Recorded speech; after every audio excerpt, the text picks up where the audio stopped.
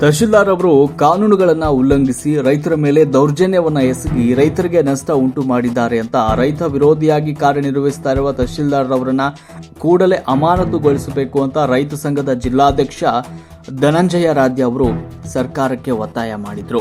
ತುರುವೇಕೆರೆ ಪಟ್ಟಣದ ತಾಲೂಕು ಕಚೇರಿಯ ಆವರಣದಲ್ಲಿ ಮಾತನಾಡಿದ ಅವರು, ತಹಶೀಲ್ದಾರ್ ಅವರು ಪೊಲೀಸ್ ರಕ್ಷಣೆಯೊಂದಿಗೆ ಕೋಳಘಟ್ಟ ಗ್ರಾಮದ ಸರ್ವೆ ನಂಬರ್ 55ರಲ್ಲಿ ಬೆಳೆಸಿರುವ ಸುಮಾರು 50 ತೆಂಗಿನ ಸಸಿಗಳನ್ನು ಕೀಳಿಸಿದ್ದಾರೆ. ಜಮೀನಿನ ಮಾಲೀಕರಿಗೆ ಯಾವುದೇ ತಿಳುವಳಿಕೆ ನೋಟಿಸ್ಗಳನ್ನು ಕೊಟ್ಟಿಲ್ಲ. ಜಮೀನಲ್ಲಿ ಮೇವು ಮೇಯ್ತಾ ಇದ್ದ ಹಸುವನ್ನ ಜೆಸಿಬಿಯಿಂದ ಗುದ್ದಿಸಿ ವಿಕೃತಿಯನ್ನ ಕೂಡ ಮೆರೆದಿದ್ದಾರೆ. ತಹಶೀಲ್ದಾರ್ ಅವರು ಕಾನೂನನ್ನ ಉಲ್ಲಂಘಿಸಿ ರೈತರ ಮೇಲೆ ದೌರ್ಜನ್ಯವನ್ನ ಎಸಗಿ ರೈತರಿಗೆ ನಷ್ಟವನ್ನ ಉಂಟು ಮಾಡಿದ್ದಾರೆ ಅಂತ ಆರೋಪಿಸಿದರು.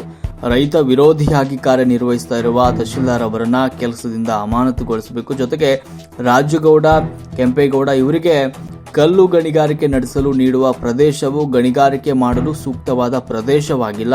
ಗಣಿಗಾರಿಕೆ ಪ್ರಾರಂಭಿಸಲಾಗಿದೆ, ಅಲ್ಲಿ ಪರಿಸರ ಕೂಡ ಸಂಪೂರ್ಣ ಹಾಳಾಗಿದೆ. ಕಲುಷಿತ ನೀರು ಕುಡಿದ ಜನಜಾನುವಾರುಗಳು ಆರೋಗ್ಯವನ್ನ ಹದಗೆಡಿಸ್ತಾ ಇದೆ. ಇನ್ನು ಈ ಪ್ರದೇಶದಲ್ಲಿ ಉಂಟು ಮಾಡುವ ಸಿಡಿಮದ್ದಿನ ಶಬ್ದದಿಂದ ಪಶು ಪಕ್ಷಿಗಳು ಕೂಡ ಪರಿಸರವನ್ನ ತೊರೀತಾ ಇವೆ. ಇನ್ನು ರಮೇಶ್ ಎನ್ನುವವರ ಸುಮಾರು 70,000 ಬೆಲೆ ಬಾಳುವ ಹಸು ಈ ಶಬ್ದದಿಂದ ಹೃದಯಾಘಾತವಾಗಿ ಸಾವನ್ನಪ್ಪಿದೆ. ಅದನ್ನೇ ನಂಬಿ ಜೀವನ ನಡೆಸ್ತಾ ಇದ್ದ ರೈತನ ಬದುಕು ಈಗ ಬೀದಿಗೆ ಬಂದಿದೆ. ಇಲ್ಲಿ ಗಣಿಗಾರಿಕೆಗೆ ಬೇಕಾದ ಎಲ್ಲ ಯಂತ್ರೋಪಕರಣಗಳನ್ನ ತಮ್ಮ ಅನುಕೂಲಕ್ಕೆ ತಕ್ಕಂತೆ ಬಳಸಿಕೊಳ್ಳುತ್ತಾ ಆಗಾಗ್ಗೆ ಬಳಸುವ ಸಿಡಿಮದ್ದುಗಳಿಂದ ಎಷ್ಟೋ ಹಸುಗಳಿಗೆ ಗರ್ಭಪಾತವಾಗ್ತಾ ಇದೆ. ಗ್ರಾಮಸ್ಥರು ಸಮಸ್ಯೆಗಳ ಬಗ್ಗೆ ಧ್ವನಿ ಎತ್ತಿದ್ರೆ ಅಮಾಯಕರ ಮೇಲೆ ತಮ್ಮ ಸಿಬ್ಬಂದಿಗಳಿಂದ ಬೆದರಿಸಿ ಹೆದರಿಸಿ ಪೊಲೀಸ್ ಇಲಾಖೆಗೆ ದೂರನ್ನು ನೀಡಿ ಮೊಕದ್ದಮೆಗಳನ್ನು ದಾಖಲಿಸಿ ನಿರಂತರವಾಗಿ ರೈತರಿಗೆ ನ್ಯಾಯಾಲಯಗಳಿಗೆ ಹೋಗುವಂತೆ ಮಾಡಿ ಗ್ರಾಮಸ್ಥರ ನೆಮ್ಮದಿಯ ಜೀವನವನ್ನ ಹಾಳು ಮಾಡ್ತಾ ಇದೆ. ಇನ್ನು ಗಣಿಗಾರಿಕೆ ನಡೆಸ್ತಾ ಇರುವ ಮಾಲೀಕರು ಅಕ್ರಮ ಚಟುವಟಿಕೆಗಳಿಗೆ ಕುಮ್ಮಕ್ಕು ನೀಡುತ್ತಾ ನಿರಂತರವಾಗಿ ಜನರಿಗೆ ತೊಂದರೆಯನ್ನು ನೀಡ್ತಾ ಇರೋದ್ರಿಂದ ಗಣಿಗಾರಿಕೆಯನ್ನು ಸ್ಥಗಿತಗೊಳಿಸಿ ಯಂತ್ರಗಳನ್ನು ತೆರವುಗೊಳಿಸಬೇಕು ಅಂತ ಸರ್ಕಾರಕ್ಕೆ ನಾವು ಒತ್ತಾಯಿಸ್ತೇವೆ ಅಂತ ಹೇಳಿದರು. ಇನ್ನು ರೈತ ಸಂಘದ ತಾಲೂಕು ಅಧ್ಯಕ್ಷ ತಾಳ್ಕೆರೆ ನಾಗೇಂದ್ರ ಅವರು ಕೂಡ ಈ ಸಂದರ್ಭದಲ್ಲಿ ಮಾತನಾಡಿದರು. ರೈತನ ಜಮೀನಿನಲ್ಲಿರುವ ತೆಂಗಿನ ಸಸಿಗಳನ್ನು ಕೀಳಿಸಿರುವ ತಹಶೀಲ್ದಾರ್ ಅವರನ್ನ ಅಮಾನತುಗೊಳಿಸಬೇಕು. ಪರಿಸರ ಸೂಕ್ಷ್ಮ ಪ್ರದೇಶದಲ್ಲಿ ಗಣಿಗಾರಿಕೆ ನಡೆಸಲು ನೀಡಿರುವ ಗುತ್ತಿಗೆಯನ್ನು ರದ್ದು ಮಾಡಿ ಯಂತ್ರಗಳನ್ನು ತೆರವುಗೊಳಿಸಬೇಕು. ರೈತರಿಗೆ ತೆಂಗಿನ ಸಸಿಗಳನ್ನು ಕೀಳಿಸಿ ಉಂಟು ಮಾಡಿರುವ ನಷ್ಟವನ್ನ ತುಂಬಿಕೊಡಬೇಕು. ಜೆಸಿಬಿಯಿಂದ ಹಸುವನ್ನ ಗುದ್ದಿಸಿದ್ರಿಂದ ಉಂಟಾಗಿರುವ ನಷ್ಟವನ್ನ ಕೂಡ ತುಂಬಿಕೊಡಬೇಕು. ರೈತರ ಮೇಲೆ ಹಾಕಿರುವ ಮೊಕದ್ದಮೆಗಳನ್ನು ವಾಪಸ್ ಪಡೆಯಬೇಕು ಅಂತ ಸರ್ಕಾರವನ್ನು ಒತ್ತಾಯಿಸಿ ತಪ್ಪಿತಸ್ಥರ ವಿರುದ್ಧ ಸರ್ಕಾರ ಕಠಿಣ ಕ್ರಮವನ್ನು ಕೈಗೊಳ್ಳದೇ ಇದ್ರೆ ರೈತ ಸಂಘ ಉಗ್ರ ಹೋರಾಟವನ್ನ ಕೈಗೊಳ್ಳಲಿದೆ ಅಂತ ಎಚ್ಚರಿಕೆ ನೀಡಿದರು. ಈ ಸಂದರ್ಭದಲ್ಲಿ ತಾಲೂಕು ರೈತ ಸಂಘದ ಕಾರ್ಯದರ್ಶಿ ವಿಜಯ್ ಕುಮಾರ್, ಉಪಾಧ್ಯಕ್ಷ ಗಂಗಾಧರಯ್ಯ, ಚಿಕ್ಕನಾಯಕನಹಳ್ಳಿ ತಾಲೂಕು ಅಧ್ಯಕ್ಷ ಕಿರಣ್, ಹೋಬಳಿ ಅಧ್ಯಕ್ಷ ಉಮೇಶ್, ರೈತರಾದ ಶಶಿಧರ್, ಭಾಗ್ಯಮ್ಮ, ಗೌರಮ್ಮ, ಕಲ್ಲೇಶ್, ಹನುಮಂತರಾಯಪ್ಪ, ಶಿರಾ ಸೇರಿದಂತೆ ರೈತರು, ಮಹಿಳೆಯರು ಹಾಗೂ ಗಣಿ ಸಂತ್ರಸ್ತರು ಈ ಸಂದರ್ಭದಲ್ಲಿ ಪಾಲ್ಗೊಂಡಿದ್ದರು. ವರದಿ ಸುರೇಶ್ ಬಾಬು ಎಂ, ರಾಷ್ಟ್ರಕ್ರಾಂತಿ ನ್ಯೂಸ್, ತುರುವೇಕೆರೆ. ತಾಲೂಕಿನ ಒಬ್ಬ ನ್ಯಾಯಾಧೀಶರು ಅಂತವರು ಈ ತರದ ಒಂದು ಕೆಲಸವನ್ನ ಮಾಡಿದ್ದಾರೆ ಅಂದ್ರೆ ಇದು ನಿಜವಾಗ್ಲೂ ಖಂಡನೀಯ. ಆದ್ರಿಂದ ತಹಸೀಲ್ದಾರ್ ಅವರನ್ನ ಅಮಾನತು ಮಾಡಬೇಕು ಅಂತೇಳಿ ಈ ಸಂದರ್ಭದಲ್ಲಿ ನಾವು ಒತ್ತಾಯವನ್ನ ಮಾಡ್ತೇವೆ. ಏನು ಸತತವಾಗಿ ಅಲ್ಲಿ ಗಣಿಗಾರಿಕೆ ನಡೀತಾ ಇರೋದ್ರಿಂದ ಶಬ್ದ ಮಾಲಿನ್ಯ ಆಗ್ತಾ ಇದೆ. ಅಲ್ಲಿರುವಂತ ಪಶು ಪಕ್ಷಿಗಳು ಪ್ರದೇಶವನ್ನ ತೊರೆದು ಹೊರ ಹೋಗ್ತಾ ಇದ್ದಾವೆ. ಗರ್ಭ ಧರಿಸಿರುವಂತ ಪ್ರಾಣಿ ಪಕ್ಷಿಗಳು ಗರ್ಭಪಾತ ಆಗ್ತಾ ಇದೆ.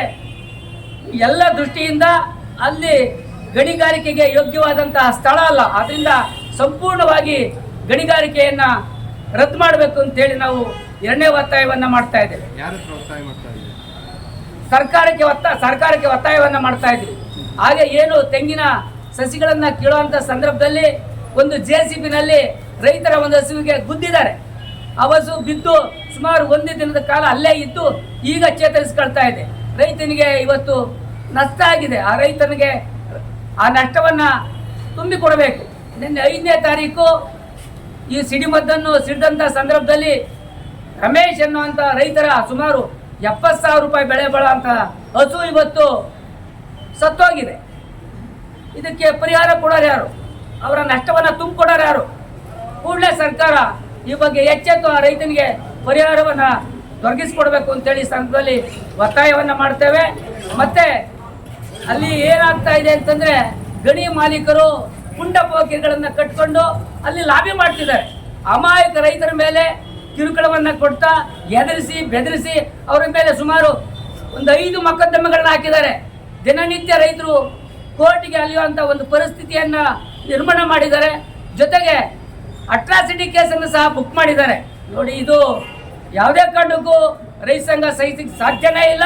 ಕೂಡಲೇ ಸರ್ಕಾರ ಎಚ್ಚೆತ್ತು ಆ ರೈತರ ಮೇಲೆ ಹಾಕಿರುವಂಥ ಮೊಕದ್ದಮೆಗಳನ್ನ ವಾಪಸ್ ತಗೋಬೇಕು. ಅಲ್ಲಿನವರೆಗೂ ನಮ್ಮ ಚಳವಳಿ ಮುಂದುವರಿತದೆ. ಇದುವರೆಗೆ ಏನು ಸರ್ಕಾರದ ಪ್ರತಿನಿಧಿಗಳು 31ನೇ ತಾರೀಕು AC ಅವರು ಬಂದು ಮಾತಾಡಿದ್ದನ್ನು ಬಿಟ್ಟರೆ ಇದುವರೆಗೆ ನಿಮ್ಮ ಚಳವಳಿ, ನಿಮ್ಮ ಸಮಸ್ಯೆಗಳನ್ನು ಆಲಿಸಲಿಕ್ಕೆ ಸರ್ಕಾರ ಸ್ಪಂದಿಸ್ತಾ ಇಲ್ಲ. ಆ ದೃಷ್ಟಿಯಿಂದ ನಾವು ಇನ್ನು ಮುಂದೆ ಚಳವಳಿಯನ್ನು ತೀವ್ರಗೊಳಿಸುತ್ತೀವಿ.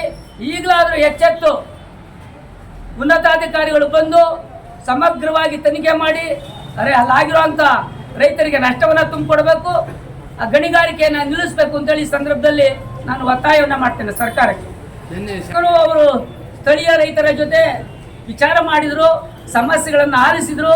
ಏನು ಈಗ ಗಣಿಗಾರಿಕೆಯಿಂದ ಅಲ್ಲಿ ರೈತರಿಗೆ ಅನ್ಯಾಯ ಆಗಿದೆ. ತಹಸೀಲ್ದಾರ್ ಮಾಡಿರೋದು ಏಕಾಏಕಿ ಕಾನೂನು ಬಾಹಿರ ಚಟುವಟಿಕೆ. ಆದ್ದರಿಂದ ತಹಸೀಲ್ದಾರಿಗೆ ಅವರಿಗೆ ಎಚ್ಚರಿಕೆಯನ್ನು ಕೊಟ್ಟು ಗಣಿಗಾರಿಕೆಯನ್ನು ಸಂಪೂರ್ಣವಾಗಿ ಸ್ಥಗಿತ ಮಾಡಬೇಕು ಅಂತೇಳಿ ನಾನು ಸರ್ಕಾರಕ್ಕೆ ಈ ಕೂಡಲೇ ವರದಿನ ರಿಪೋರ್ಟನ್ನು ಮಾಡ್ತೀನಿ ಅಂತೇಳಿ ಮಾನ್ಯ ಶಾಸಕರು ಹೇಳಿದ್ದಾರೆ. ಅದನ್ನು ಅವ್ರ ಹೇಳಿಕೆಯನ್ನು ಗೌರವಿಸಿ ನಾವು ಈ ಕೂಡಲೇ ಅದು ಕಾರ್ಯರೂಪಕ್ಕೆ ಬರಬೇಕು ಅಂತೇಳಿ ಈ ಸಂದರ್ಭದಲ್ಲಿ ನಾವು ಶಾಸಕರಲ್ಲಿ ಮತ್ತೊಮ್ಮೆ ಮನವಿಯನ್ನು ಮಾಡ್ತಾ ಇದ್ದೀವಿ. ಗೋಳಘಟ್ಟ ಏನು ಮಾಲಿಂಗಪ್ಪನವರ ಸರ್ವೆ ನಂಬರ್ 55ರಲ್ಲಿ ಏನು 50ರಿಂದ 60 ತೆಂಗಿನ ಸಸಿನ ಕಿತ್ತಾಕಿ ತಹಸೀಲ್ದಾರರು ದೌರ್ಜನ್ಯ ಎಸಗಿರೋ ಅಂತ ಒಬ್ಬ ಅಧಿಕಾರಿ, ಆ ಅಧಿಕಾರಿ ವಿರುದ್ಧ ನಾವಿಲ್ಲಿ ಹೋರಾಟ ಮಾಡ್ತಿದ್ದೀವಿ. ನಾವು ಮಾಡ್ತಾ ಇರೋದು ಅಧಿಕಾರಿಯ ವಿರುದ್ಧ. ಅವರ ಈ ರೈತ ವಿರೋಧಿ ಧೋರಣೆ ಏನು. ಇವತ್ತು ಯಾವುದೇ ಒಂದು ನೋಟಿಸ್ ಇಲ್ಲ.